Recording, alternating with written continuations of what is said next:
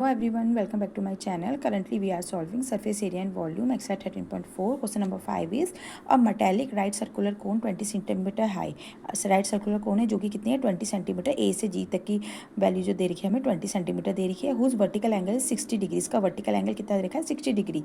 Cut into two parts at the middle of it heights. इसकी height के middle को में हमने इसको बराबर टू कट पार्ट में कर दिया. देखिए टू पार्ट में कट करा तो ऊपर की हाइट भी 10 सेंटीमीटर हो जाएगी, नीचे की भी 10 सेंटीमीटर. एंगल भी हमारे बराबर डिवाइड हो जाएंगे. ये भी 30 हो जाएगा, ये भी 30 हो जाएगा. By a plane parallel into a wire of diameter 1/6 centimetre. एक वायर जिससे कट करा जाता है उसके पैरेलल है जिसका डायमीटर कितना है 1/16 सेंटीमीटर.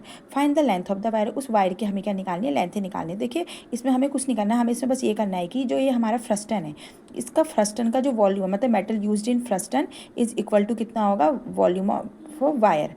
तो volume of frustum is equal to volume of wire. बस हमें ये करना है तो वहाँ से हमारा एल निकल जाएगा. तो सबसे पहले देखिए हमें आर पता करते हैं. आर के लिए ये रेडियस है, ये कैपिटल, ये क्या है कोन की रेडियस और ये किसकी है फ्रस्टन की रेडियस. अब सबसे पहले क्या लेते हैं ट्रायंगल ए बी जी में लेते हैं. ए बी जी में लेंगे तो वो 10 का फॉर्म लगेगा. 10 30 is equal to perpendicular upon base. Perpendicular आर है, बेस कितना है हमारा पूरा 20. तो यहाँ से आर की वैल्यू कितनी आ गई 20 अपॉन √3. √3 कभी भी नीचे नहीं रखते हैं तो ऊपर नीचे √3 से मल्टीप्लाई डिवाइड करेंगे, रेशनलाइज करेंगे तो 20 √3 अपॉन √3 कितना हो गया 3 सेंटीमीटर.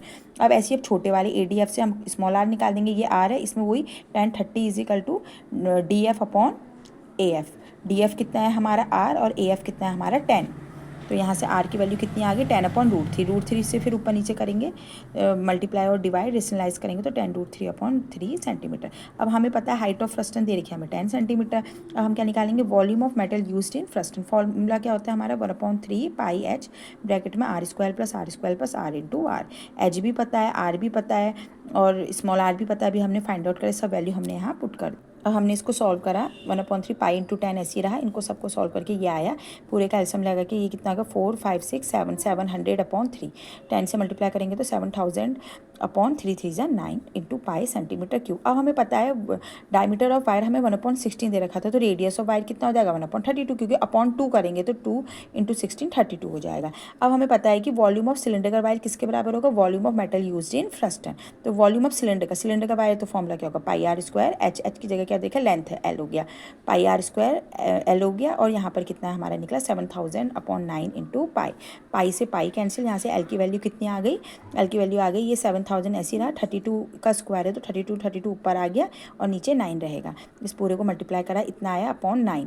अब देखिए ये सेंटीमीटर में हमारा. अब सेंटीमीटर को हमें मीटर में चेंज करने के लिए अपॉन 100 कर देंगे तो ये 2 0 से 2 0 कैंसिल. अब बना हमारा 71,680 बचा. अब इसको हमने 9 से डिवाइड करके हमारा कितना आ गया लेंथ कितनी आ गई वायर की 7964.4 metre. Thanks for watching my video.